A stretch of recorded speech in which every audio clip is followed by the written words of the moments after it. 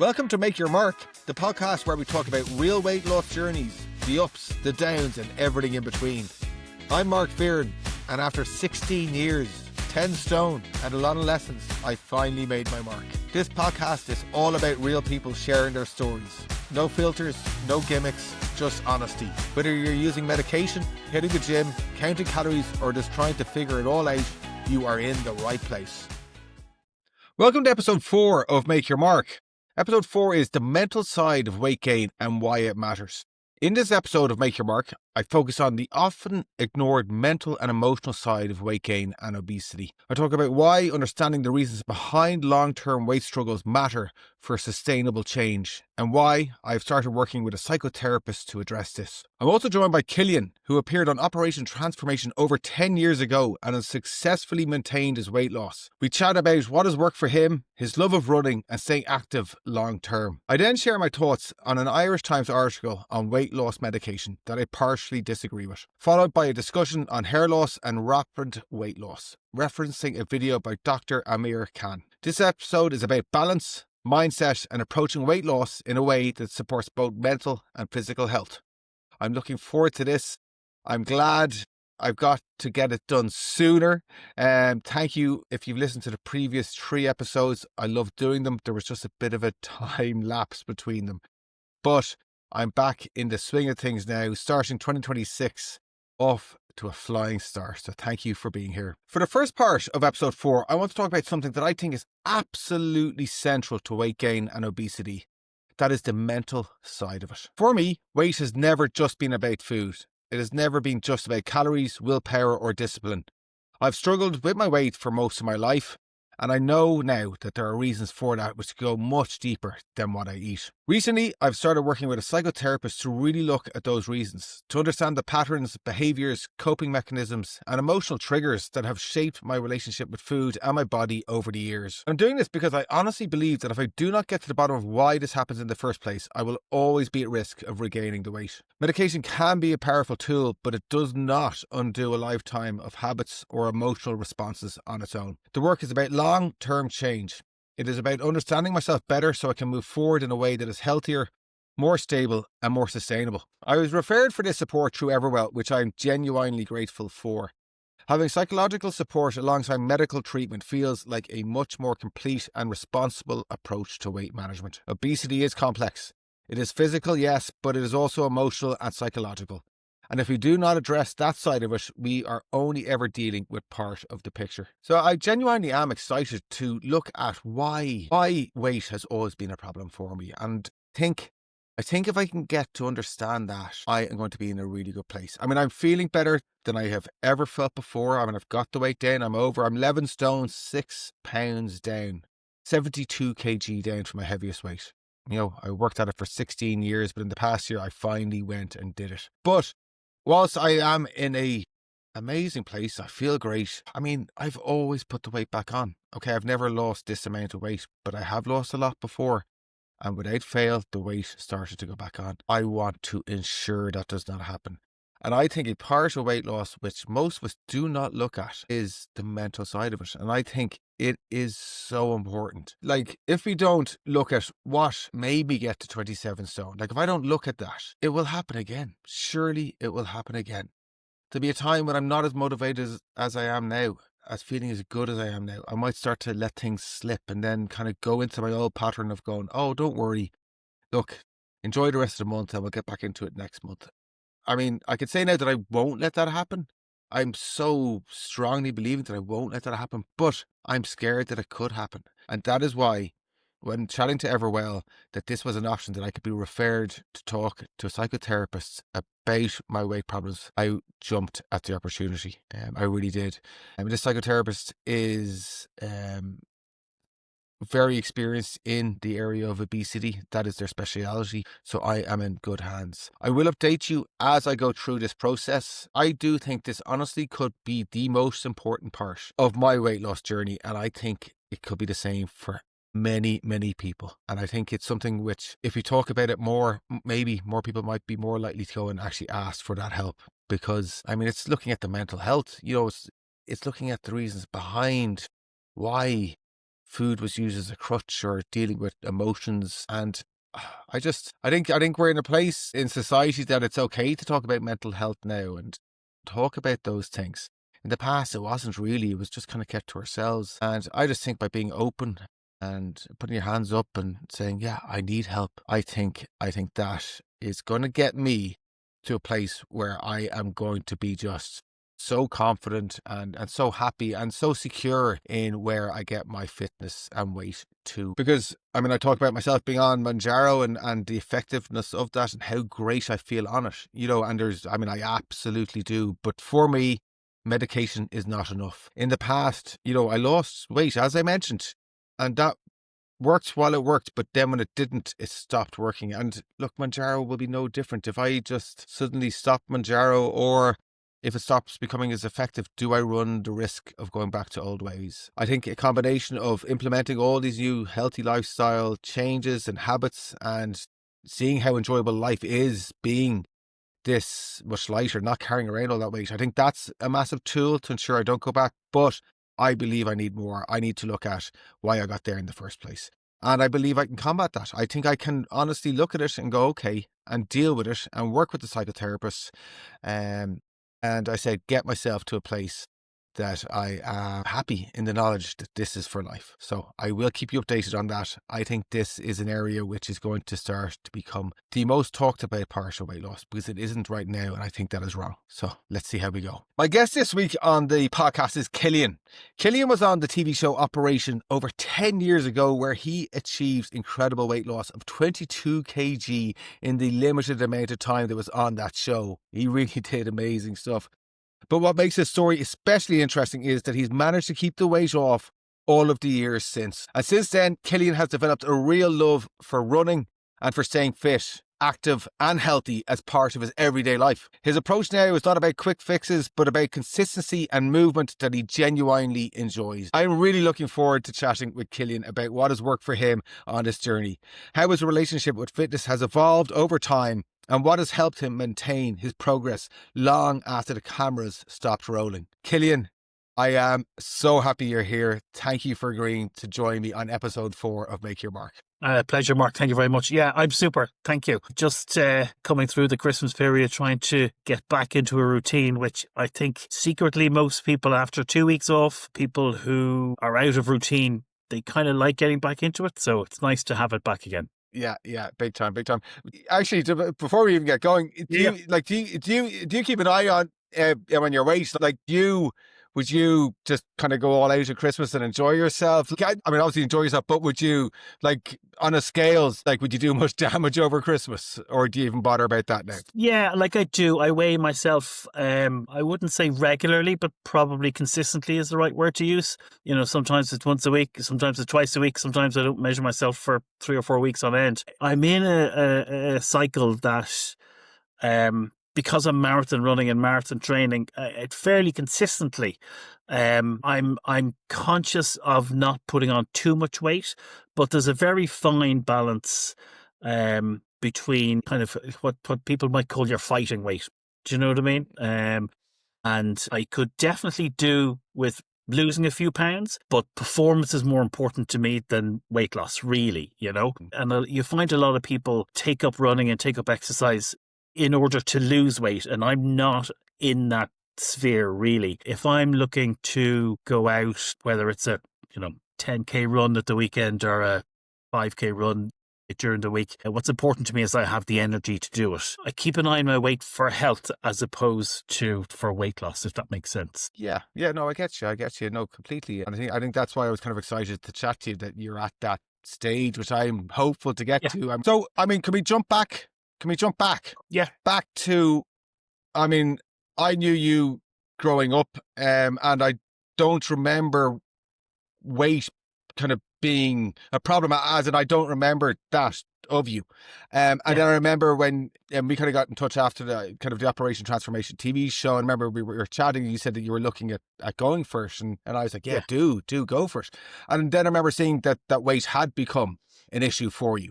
So I suppose I was just interested to see what, like, if you're happy to talk about, like, what brought you to that stage of needing to go for operational transformation and do something about your weight? Yeah, well, I think, if we go right back to the start, when we knew each other through sport and through rugby. And we both played in the front row, and size was a benefit for us, to be honest, And this was back in the days where you played at a much higher level than I did, to be honest. But, prop forwards weren't necessarily designed or we didn't really need to be athletic. We just needed to be big and strong and make sure when somebody hit us that we didn't go backwards. So we were in our late teens, early 20s probably when we first met, and pints and late night pizzas, big dinners were just part of the game. And that was how we went. And really, I never saw myself as being overweight, and I discussed this a lot on OT. I never looked in the mirror and said, God, you're putting on a few pounds here, or never noticed that the belt was getting tighter or anything like that, until I can remember specifically one time being on an airplane and finding it really difficult to close the belt around my waist, And that was a little bit of a wake-up call. And I wasn't far away. I was in my 30s, I think I was at the time. So what are we? We're 15 years, mid-30s basically. And I late 30s, that's where I was. And I was very conscious of the fact that my father had died early. So my father had a number of heart attacks around 50 years old, and he passed away when he was very young, in his early 50s. And I began to notice that I was heading in the same direction, and I had to really do something about it. I wasn't familiar with OT at all, to be honest, and I spoke with you, and there was quite a comprehensive application form. I remember that specifically. It was, 12 or 15 pages long. And it really made me think. And that was the first time actually filling in the application form where I really started thinking, God, you know what? I'm actually in real trouble here. So I am. And I threw in the application form. I thought nothing about it. And I got a phone call saying, you know what? You're down to the last few. Can we have a face-to-face meeting? One of the producers came out to the house. We had a face-to-face meeting. Again, I thought nothing about it. And then Catherine Thomas appeared up on my front door one day. So she did, And it all started from there. And, she turns up on your doorstep, and then you are sucked into the machine. There's nothing that you can do. And you essentially have to give total control of your life for a number of weeks over to the TV production. And I started OT January 2012 at about 21, 22 stone, I think. And basically just I lived on the premise of don't be shit. Just don't be the person that they come running, banging the door down, that there's an emergency. Just do what you're supposed to do. Keep your head down and get to the end. And I did. I got to the end. I was lucky. I lost 3.5 stone, close to 3.5 stone over 7 weeks, which is a phenomenal amount of weight. And I would never recommend that anybody does that. No, yeah. It is far more than is recommended, But I lost a stone in the first week. And I can remember one of the experts on the panel going, oh, this is all water weight, and, don't be too excited about losing this amount of weight. And I was kind of going, look, I don't give a damn. I weighed in last week at this, and I weighed in this week at this. So, the scales don't lie. And we just going through, we were given a couple of targets every week, 2 or 3 pounds a week. And I consistently hit it. I exceeded my target every single week. And you know what? I remember the very last day, I was just about, I was a couple of pounds away from getting into the 16s, and I don't know, I needed to lose 5 pounds to get into like 16 stone 11 or something like that. And I got 4 pounds. So I did. And I finished bang on 17 stone. And I was super disappointed. So I was. Wow. And that's how the program went. Do you know what I mean? When you're disappointed about losing 4 pounds after 7 weeks of weight loss, it was an experience, I will say. OT was an experience. Yeah, look, and it's not real life, but it's great. Look, I mean, you had more involvement than I did, but at the same time, it was my, as you mentioned, it was my realization kind of going, hold on, I'm physically in trouble here. I do need to do something about it. And I was given help. I was chatting, with Dr. Ava, with with Carl Henry, with all like, and it was great having that team there. And Eddie was good as well. But it was just nice having that, I think, initial support. But then, and I've spoken to, and I know people who've also been on Operation Transformation, and unfortunately, most of them have put the weight back on, and to this day have as well. Yeah. So, but you didn't. You've done amazing stuff since then. Because you're talking 14 years ago now. 13, 14 years ago, Yeah. isn't it? Like, I think what people don't understand about Operation Transformation is that it really does consume your lives. A cameraman turns up at your door at 7 o'clock in the morning and leaves at 8, 9, 10 o'clock at night, every day, 7 days a week for 7 weeks. You do absolutely everything. They go to work with you if it's allowed. They'll go shopping with you. And OT gets an awful lot of stick nowadays. And, times have changed now as to when we were on the show. And at the time, it was the second most watched show in Ireland. We were getting numbers regularly around 500,000, 550,000 people a week watching. And the Late Late Show was really only the show that beat it on a regular basis. But I can remember being in Tesco's down the road and people stopping me and putting their hand to my trolley and looking in the trolley and going, that's not on the plan this week. What's going on? And the public take ownership of you. And that's kind of the whole idea about the show, is that it's not a competition. We were leaders on the show, and we wanted to show people what we did was achievable within a regular daily life.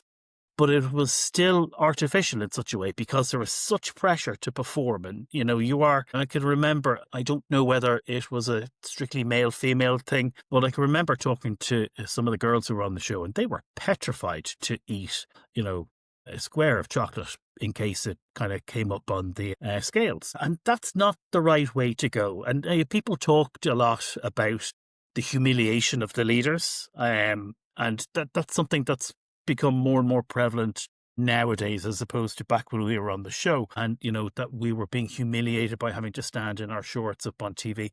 I never felt humiliated. Not once during the time in the show did I feel humiliated. I was there for a specific reason, to lose weight. I was scared that I was going to die within a couple of years because it was a family history. I had 2 young children who at the time were about 5 and 3, I'd say. So no, I never felt humiliated. It was a process. And OT did an awful lot of good for the country. I'm still in contact with people who have lost weight and maintained their weight loss. They came up with an awful lot of very good national campaigns, calories on menus. A lot of people don't like it. I think it's quite good. Light up your evenings when people go for a walk around their GAA clubs and bits and pieces like that. Was there shortcomings in how the show was produced? Absolutely. But that was on people like me. It wasn't on the general population. And if 500,000 people are watching the show, and if even half of 1% lost weight and made themselves healthier out of that, well, then an awful lot of people were helped because of OT. Yeah. Is it a show that can be made today? No, I don't think so. I think it probably lasted a year or two longer than it should have. But we're in January now. There's nothing really on TV of that ilk, and I think that's a good thing. Yeah. I think it unfairly got hit because I think it was ahead of its time. Because, if you look at the alternatives were like The Biggest Loser or stuff like that. And that was, even back then it was like, oh, this isn't right. Where, Operation Transformation, well, first of all, like, things change over time and people's outlook and stuff. So that's one thing. But for me, it was ahead of time because, like you said, it wasn't a competition. There was never like, oh, there's a winner this week or, someone's lost most of the weight. But it was, as you said, it was getting the communities going, and you go to supermarkets and it would have promoting eating vegetables and this and that. Yep. Name something else I've ever seen on TV do that. Nothing, not even close. Yeah. And you see walking clubs and running clubs, and I think it started a lot of people on the right tracks. I think it just got people just maybe a bit tired of it, and I think maybe the format changed, and they did try to, I think, kind of mix it up, but I think it was unfairly targeted as well.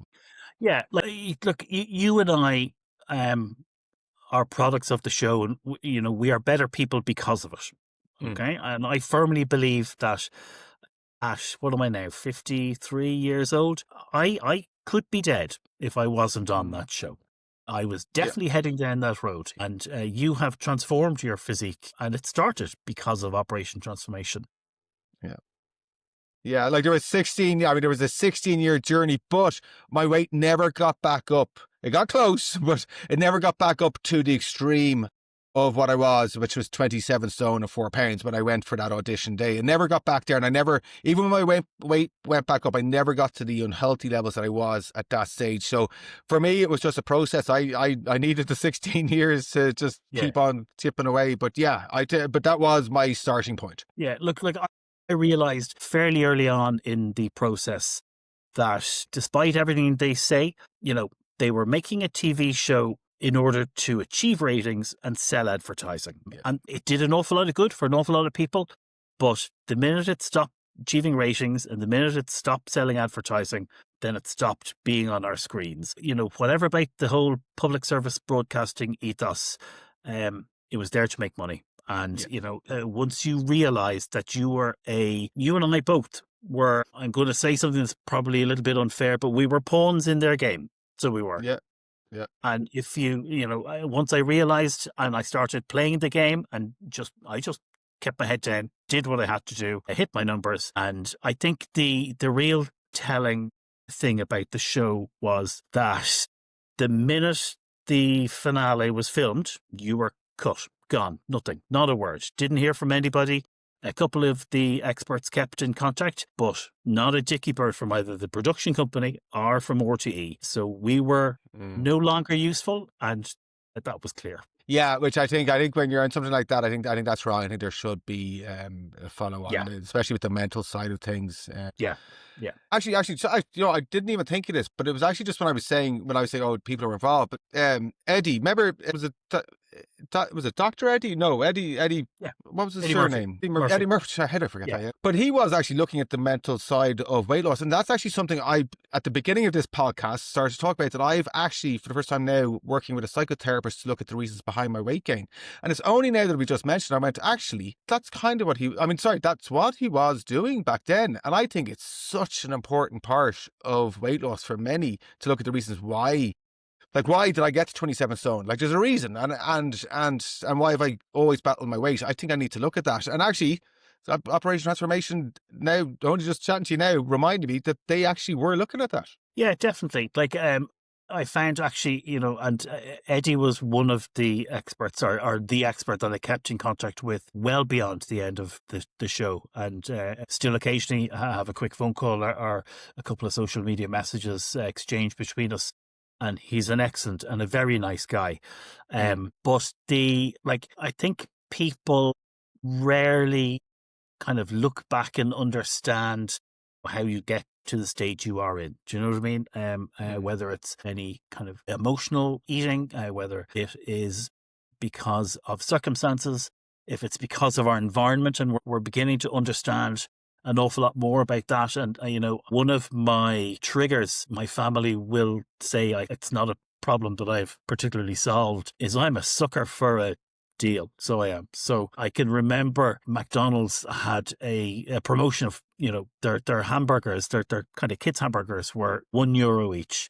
So I used to think that if I used to spend a £5 on a sandwich, then I could spend a £5 on 5 hamburgers and it would be the same. So I could comfortably eat 5 hamburgers, so I could. And one of my issues is that, and I think everybody has experienced this at some stage, is that you have a packet of sweets, or you have a Mars bar, or a packet of Rolos or something like that, and all of a sudden you get to the end and you don't realize that you've finished the whole thing. You've just wolfed down 10 digestive biscuits, or a whole packet of Rolos, or a packet of Smarties. And I remember Dr. Donald O'Shea was always very much of the opinion that, obesity is a disease. So it is, it should be treated as a disease, just like, liver disease or heart failure or cancer or something like that.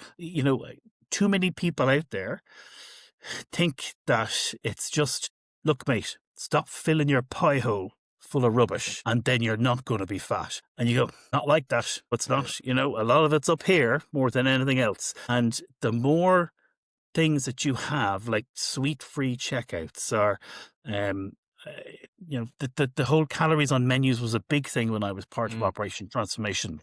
Yeah. And I've contributed a lot of my success from OT into real life by just understanding food. So it's Mm. you know what? If you want to have the cake, but just be aware that you've had a slice of cake, or you've had 2 slices of cake, or you've had 3 digestive biscuits with your cup of tea, or you've had a Mars bar, or you've had something, and be aware of the effect that that has on your overall day. I'm not saying that you have to count the minutiae of calorie day to day. That's not good. And there's a lot of research around nowadays that calorie counting is part of a kind of disordered eating, not an eating disorder, but disordered eating. And I'm straying into areas that I'm not hugely familiar with, so I'll be very careful. But, if you start to really focus on, this is 6 calories and that is 12 calories, so I can't have something else, then you're getting into some real issues. But if I know that I've had couple of biscuits or something like that, and it's not balanced out with, just regular day-to-day stuff, well, then I need to be careful. And that awareness is probably what's kept the success going with regards. And I put on weight just like anybody else. I put on weight over Christmas, but I'm able to understand and go in January, look, we'll have fun over Christmas, but I'm going to tone down now. It's time to get things going again, Yeah. So I mean, I kind of liken it to me. I like what you're saying is where I've struggled in, and I've talked about this a lot.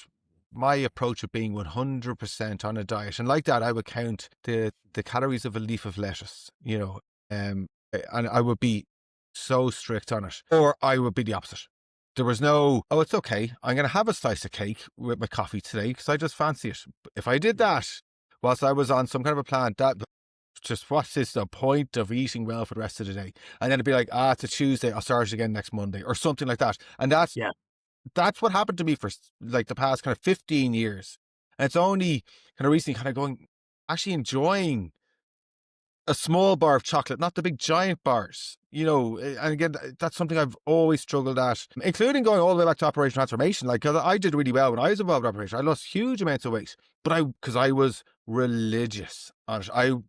I did not go off plan, but then I did go off plan, and then that was it. So yeah, I mean, kind of like what you're saying is that you've gotten to the stage now that you can have that few digestive biscuits and it's not going to derail you. You can actually go, okay, well, I've got to watch it for the rest of the day. Yeah, look, a couple of digestive biscuits is not going to kill anybody, so it's not. A pizza on a Friday night is not going to kill anybody. But if you have pizza 5 nights a week, or if you have takeout 5 or 6 nights a week, or if you're having 7 or 8 pints and then going for a kebab a couple of nights a week, well, then you know what? There's going to be some consequences to your actions.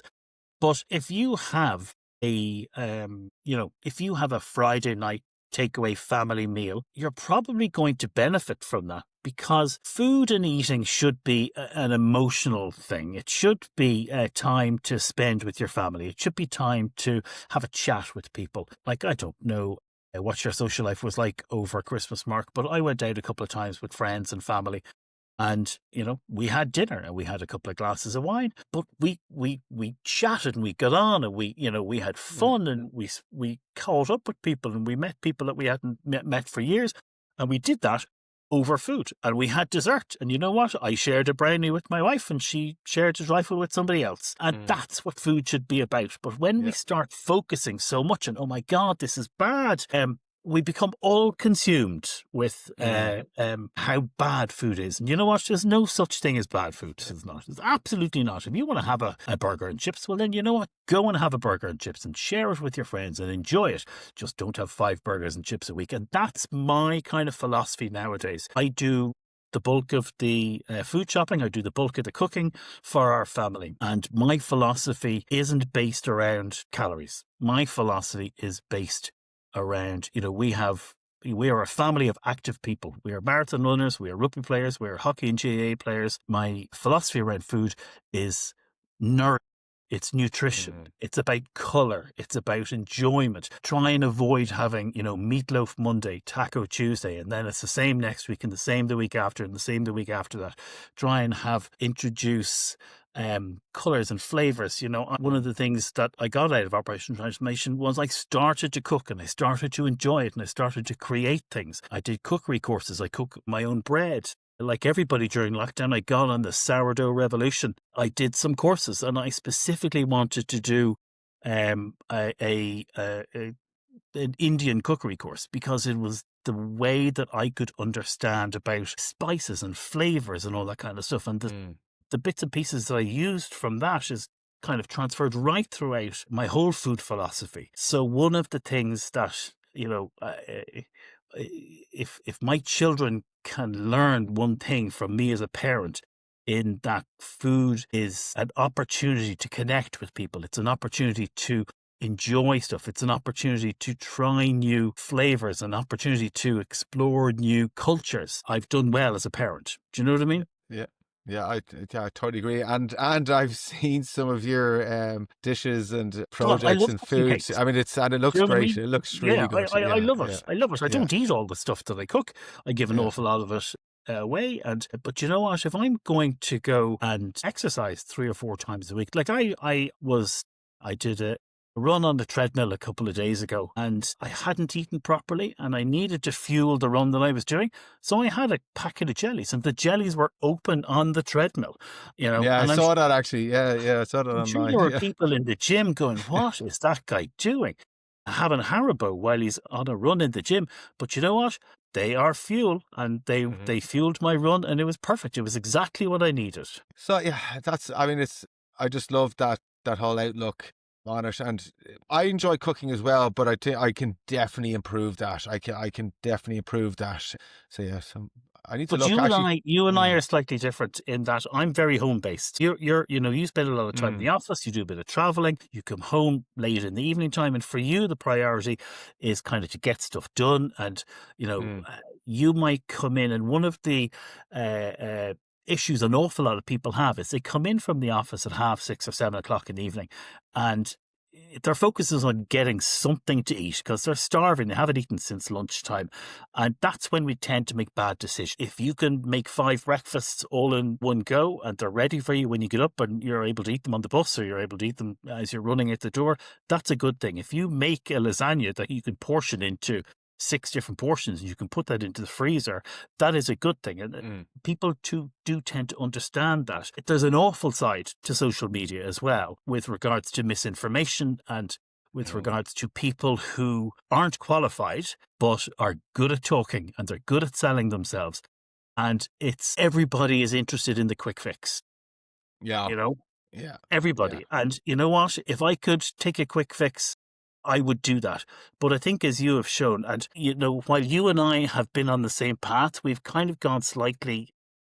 We've gone away from each other a little bit. I would love to have a physique like you have.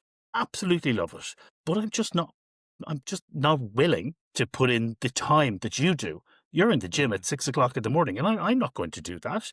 So I'm approaching it differently. We are both healthy. We are both better than we were 5 or 6 years ago. I'm not right. You're not wrong. You're not right. I'm not wrong. There are different ways to health. And for some people, like, I'm a big supporter of people just getting active. I don't care if you walk, if you run, if you dance, if you do, cycling, just do something. And if you go from nothing to something once or twice a week, then you are already improving your health. You don't have to run 5K. You don't have to run marathons.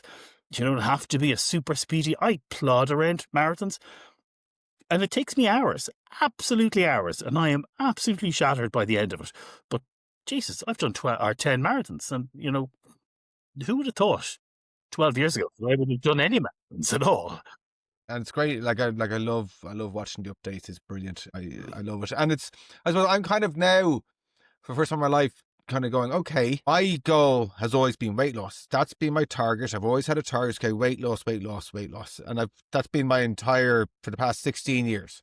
I'm now at the weight I'm pretty much happy with. I might knock off another one, or like a small bit extra. But weight is no longer my mission. So I was like, what do I do now? Because I need to have something to work towards. I just need that. So I've decided my first kind of thing, moving away from just lifting heavy weights, which I love doing, and I love that, but I need to work on my other fitness, my other health. So I'm doing an event called Trika in April, which is like High Rocks. You know, it's just this kind of there's running involved, but then there's all kind of different stations with kind of rowing and the skiing and kind of burpees and sleigh pulling and sleigh pushing and all these things I never do, including running. I have not run since I've been on a rugby pitch many years ago. So I now have to start changing up my training. And what I am most scared of is running, because I just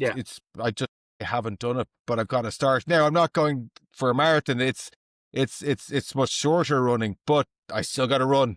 So I'm nearly dreading starting. Yeah, but it's about getting it done. Do you know what I mean? And, you know, people talk about goal setting a lot, and we all have to have something to work towards, and we all have to have a reason behind why we're doing these things, you know? And my reasons, and they talk about the why. Why do you want to do this? When things get hard, you draw on your why and you know, use that to motivate you. And my why has changed. When I was in Operation Transformation, I talked about being a role model of a parent for my children, to show them that you can go out the door in the morning with a briefcase and a gym bag, and you can build health into your life.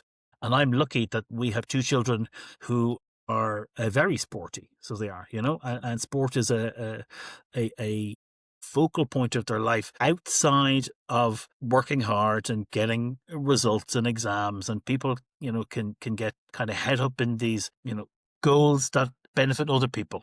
Do you know what I mean? And you have to start thinking about yourself. And my why has changed away from doing this for my children to now doing it for myself, because it is, you know, like we spoke about you, and you have the motivation to get up at 5:30 in the morning time to be queuing at the gym as they're opening the door at 6 a.m. And, you know, it's different for both of us, and everybody has a different thing.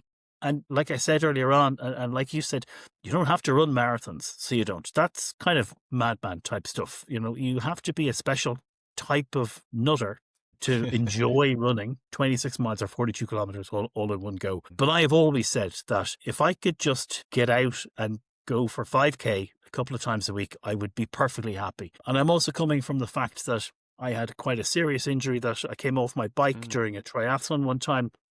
And I had some bad back issues, and I was unable to exercise for about 6 years. And now I'm able to do it. So, you know, I will eternally be grateful for the fact that I am able to do this stuff, you know, because there's plenty of people out there who can't exercise. So I will never take it for granted that I have the ability and the good fortune to be able to get up and get out and get it done. People listening who might be at where we were kind of back when we were trying to lose weight, and know that we might do well for January, but come February it's hard to see beyond past that.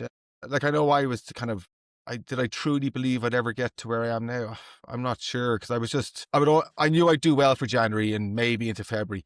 If you could say, just for somebody listening who might be kind of in the back of their mind thinking that, okay, this is the year I'm doing it, but just do January. Like is there something you could say that might get them to think beyond kind of January, kind of into February? Yeah. Like, I think that people need to understand that in order to get results, you have to put the work in.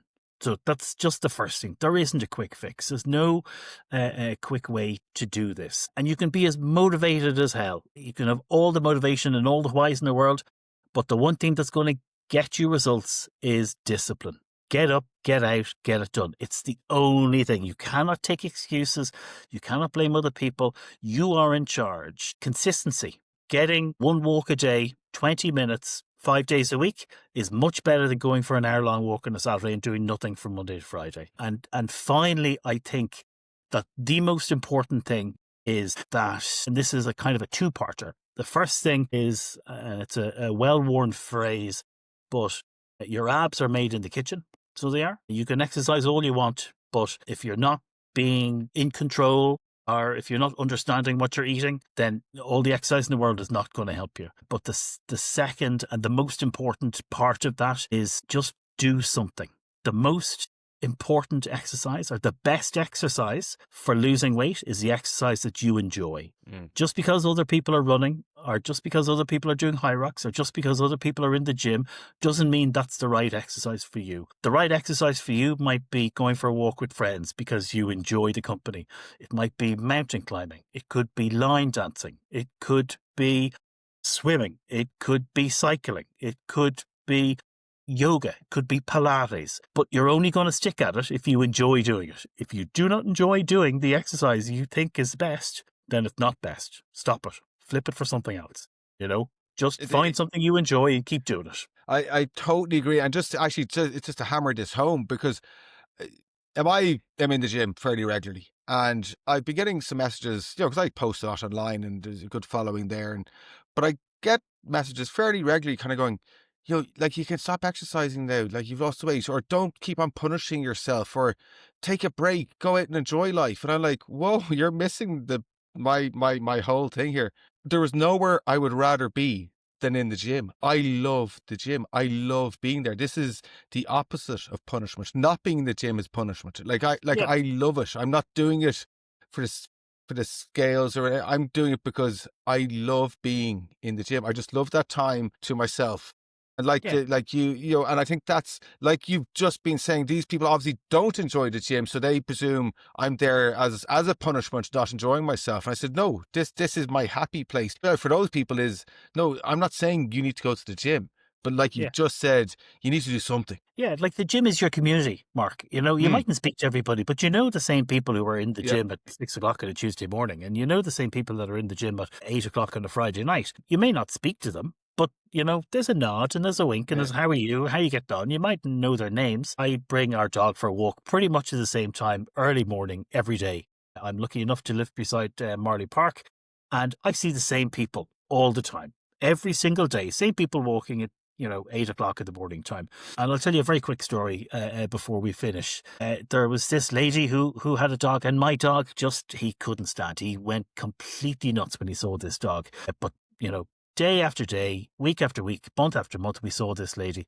And then she stopped coming, and I missed her. I didn't know who she was. I didn't know the name of her name or the name of the dog or anything like that. And then I saw her a couple of weeks ago, and she had a new dog. And we stopped and we had a chat. And she'd had this dog, and unfortunately it had passed away, and they were obviously heartbroken, but they had a new dog. And we bonded over the fact of our dogs used to hate each other, and now look at us having a chat. And that's the type of person that you get to see. You don't have to have any real contact with them, but they are your community at that particular time of the day, or in the gym or in the park or whatever. And like I said, get out there, do something, do anything. 10 minutes is better than no minutes. And don't start buying the excuse that you've got no time. Make time. If it's important to you, make time. Put the phone down, turn off the TV, get up and get out. Get up half an hour earlier, go to bed half an hour later. If it's important enough to you, you will find the time. Yeah, I get what you're saying, and 100% agree with you. I think that's a good one to end it on, Killian. I have loved this chat so much. Good. Thank you. Yeah, likewise. Yeah, no, it's been absolutely excellent. So, Killian, thank you for being here on this podcast for me. It honestly means a lot that you take the time out to do it for me. And I know people listening will definitely benefit from what you're saying. It's been so informative and real life. And so thank you.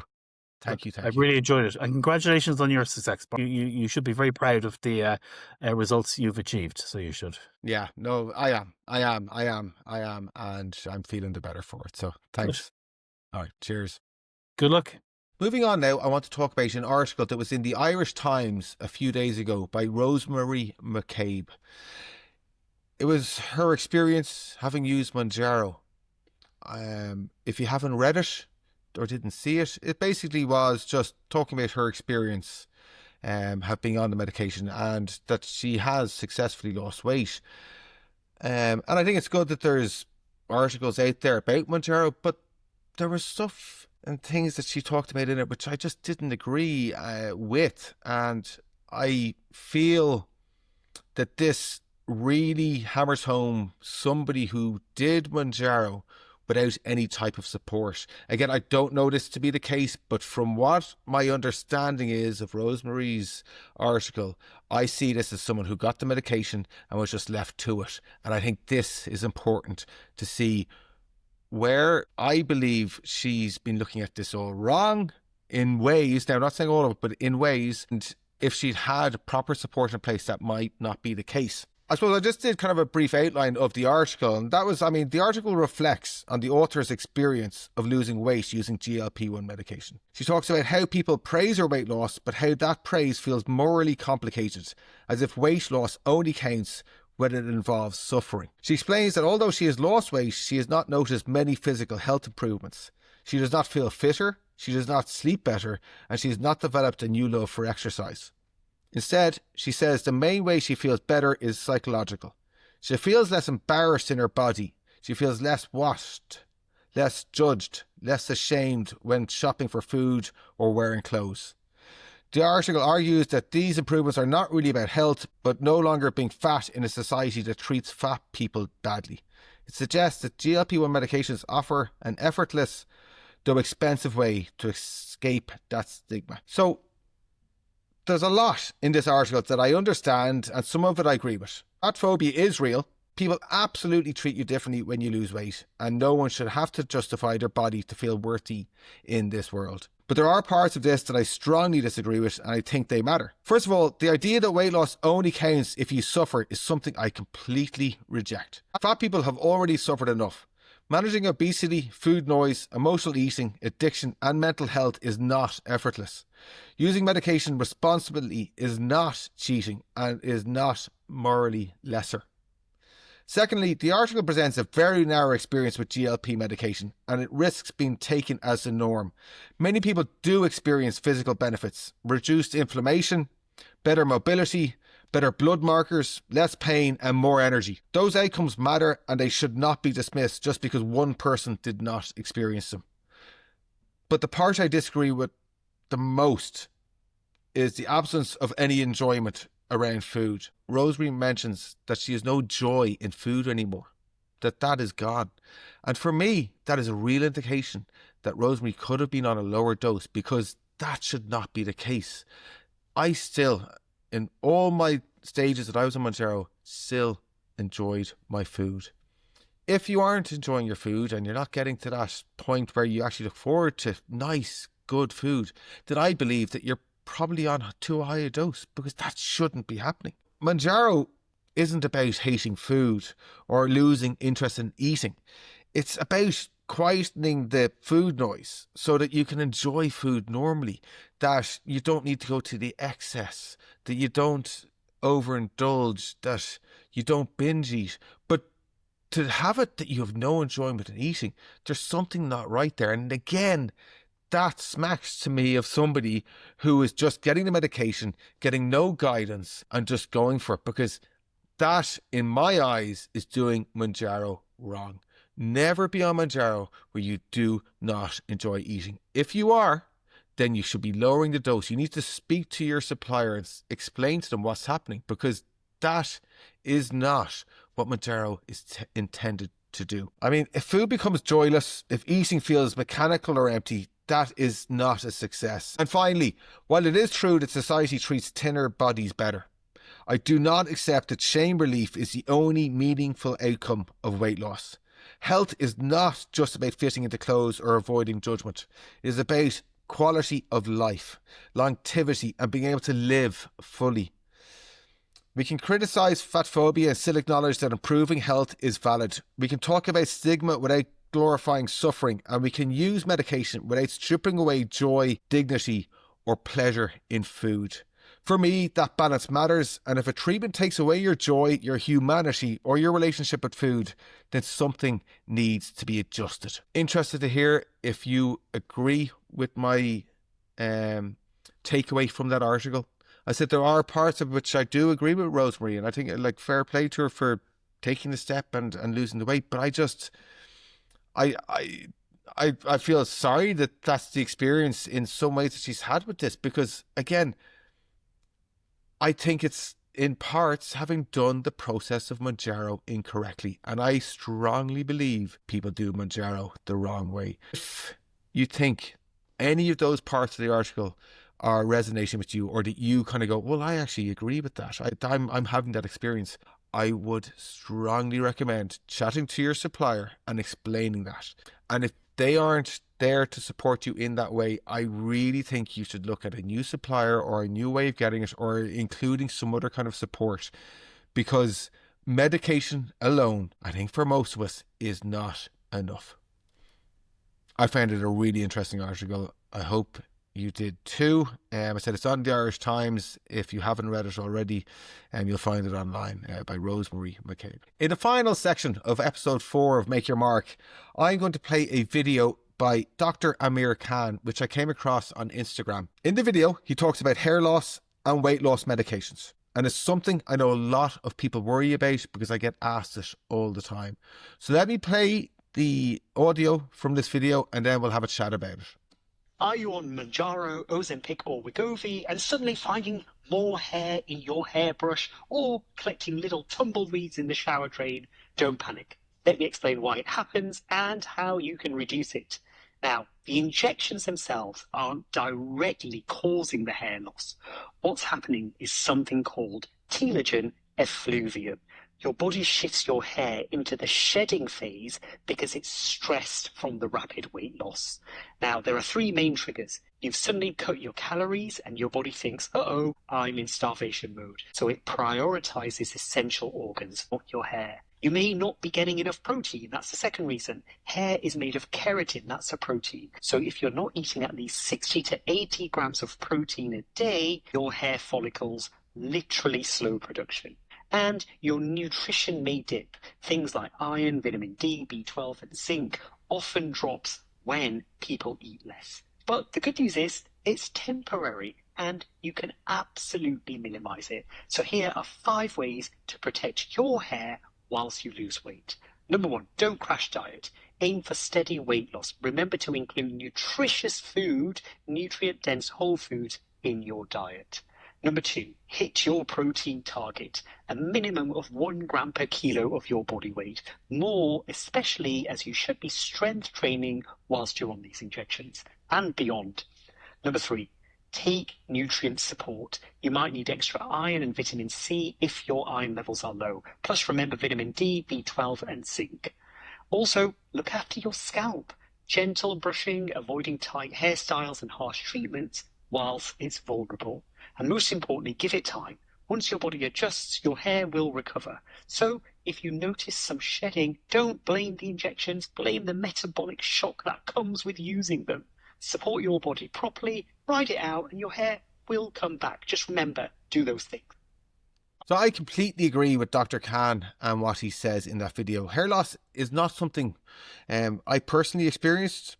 Now, I'm getting older, so I am getting my receding hairline, but that was there well before Mounjaro came along. But I personally experienced no hair loss through my journey on Mounjaro.